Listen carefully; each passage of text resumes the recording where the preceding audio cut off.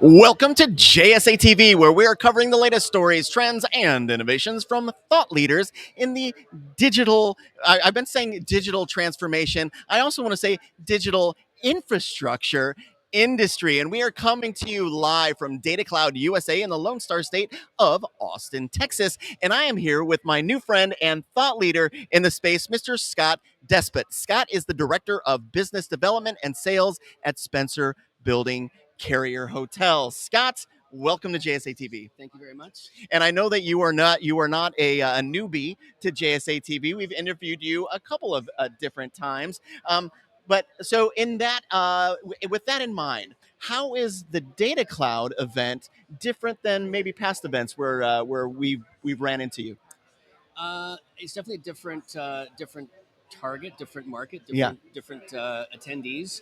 I don't want to rank the three that I've been to. Good call. But yeah, no, it's been good. It's my first time at Data Cloud and actually first time to Austin. Mhm. So it's just good to hear the conversation and listen to what the industry is talking about. Okay, we're going to jump right in now. So let's talk trends in the future of colocation. Yep. What are you seeing? So specific to Vancouver, BC, Mhm. where we are, I think like a lot of places, there's not a lot of space and power. Mhm. And for us, we're the landlord of the building. We're the Carrier Hotel in Vancouver, and have been so for about 25 years. We're building out a new co-location space. I think that there's strong demand anywhere. Yeah. I think Vancouver is no different. We're a tertiary market, but there's still that demand for space and power in our marketplace, and it's just a matter of addressing it. And like everyone, the time is working against us. Everyone wants it now, Yeah.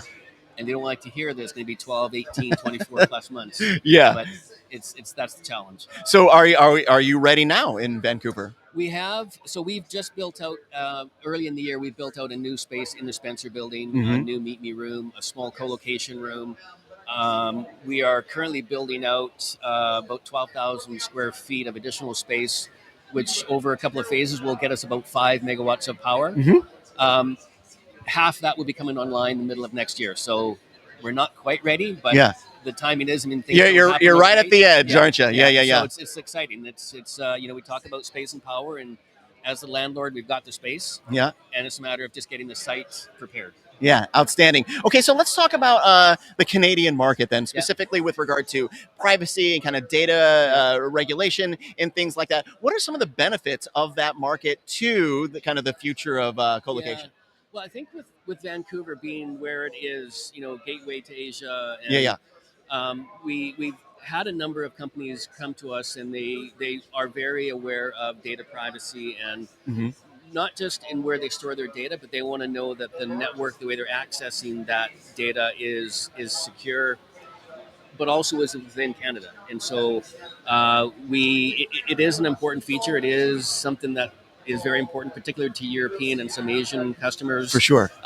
They want to make sure that is there's that data sovereignty, and Canada hmm has a very strong Yeah.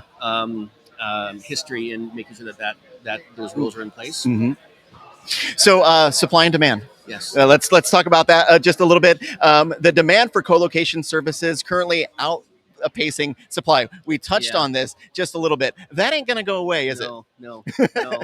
No, and it's a struggle. I mean, it's exciting.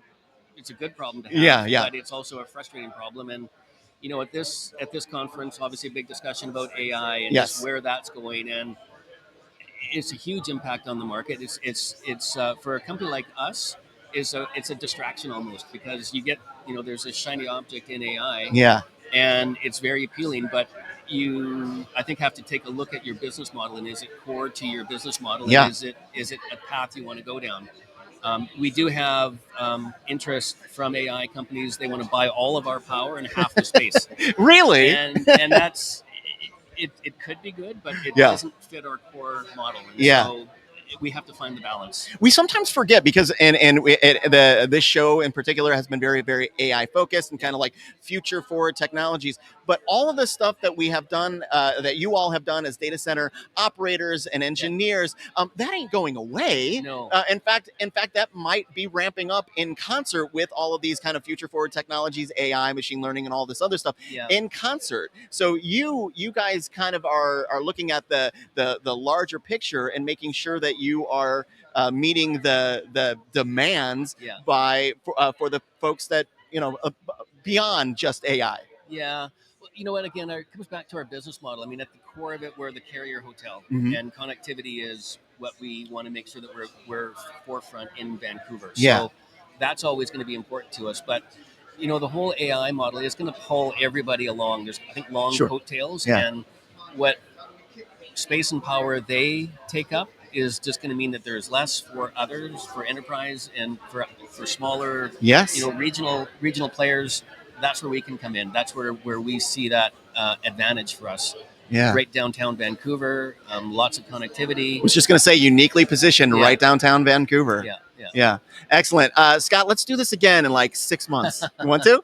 I think we should. Yeah, absolutely. Thanks for being with us. We appreciate it. My pleasure. You bet. You bet. And thank you, viewers, for tuning in to JSA TV live from Data Cloud USA. Stay connected, and we'll see you soon.